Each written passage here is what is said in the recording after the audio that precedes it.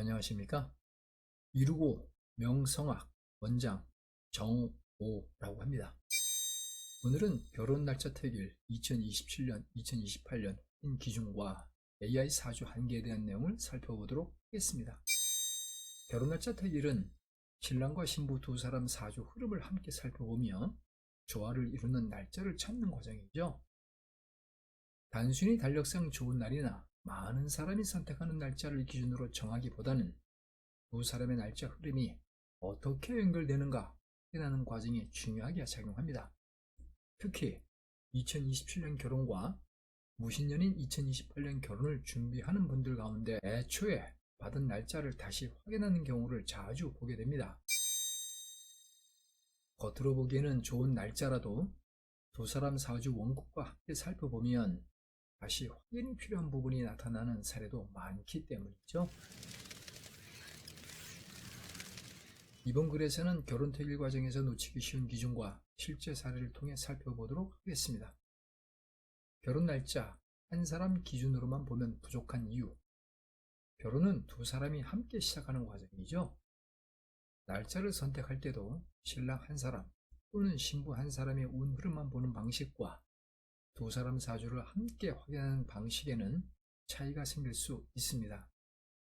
한쪽에게 좋은 날짜가 다른 한쪽에는 부담으로 작용하는 경우도 이런 차이는 단순한 해석 차이만으로 보기는 어렵습니다. 같은 사주라도 어떤 부분을 중요하게 살펴보는가, 경험을 통해 쌓인 분석 기준이 무엇인가에 따라 결과가 달라질 수 있는 거죠. 날짜를 잡는 일은 단순히 길한 날 하루를 찾는다기보다는 두 사람의 역학 관계를 함께 확인하는 과정이라 볼 수 있는 겁니다. 2027년 결혼 태길 형사를 확인한 사례에 대한 내용입니다. 이 사례는 개인정보 공개 없이 재구성한 내용입니다. 온라인에 공개된 결혼 태길 관련 자료를 참조했으며 이해를 돕기 위하여 일부 표현을 다듬었습니다. 이렇게 예비신랑과 예비신부의 사주가 나와 있습니다. 처음에 선택했던 날짜는 2027년 10월 23일이었는데 계절적 분위기와 예식 일정만 보면 무난하게 진행할 수 있는 날짜죠. 그러나 두 사람 사주와 해당 날짜를 함께 확인해 봤습니다. 형살의 부분이 다시 눈에 띄더라고요. 형살은 사주에서 관계 속 긴장이나 반복되는 부담 요소를 확인할 때 활용하는 기준 중 하나죠. 초기에는 크게 나타나지 않는데 그러나 시간이 흐르면서 생활 속 갈등 요소로 나타나는 경우가 꽤 많습니다. 그래서 이후 같은 시기 안에서 다시 다른 날짜를 검토해 보았는데 2027년 11월 20일 방향으로 조정된 사례죠. 아닌 2028년 결혼 태길 원진을 확인한 사례에 대한 내용입니다. 이 사례 역시 온라인 공개 자료를 참조해서 일부 재구성했습니다. 이렇게 연하남과 연상녀의 사주가 나와 있습니다. 처음 확인했던 날짜는 2028년 4월 22일이었는데 일정상 진행하기에는 큰 문제가 없어 보이는 날짜죠. 그러나 두 사람의 일진 관계와 날짜를 함께 살펴보았더니 심하게 갈등하는 부분이 확인되었습니다. 처음부터 크게 부딪히는 형태로 서로에 대한 서운함이라든가 감정적 거리감으로 나타나는 경우가 많죠. 날짜를 다시 살펴본 뒤 2028년 4월 15일 방향으로 조정된 사례. 참조로 혼인신고 날짜도 결혼 예식일과는 별도로 챙겨보시는 분들이 꽤 계신데 이 부분은 조금 다른 기준으로 접근하는 편이라 다음 기회 있을 때 따로 다뤄보도록 하겠습니다. AI 사주로 확인한 결혼 날짜 다시 집어본 사례입니다. 최근에는 AI 사주 서비스를 활용해서 결혼 날짜를 확인하는 분들도 늘어나는 추세입니다. 빠르게 결과를 확인할 수 있다는 점에서는 편리한 방법이죠. 온라인상에 공개된 사례 중 AI 사주로 2027년 10월 5일을 추천받은 내용을 재구성해 보겠습니다.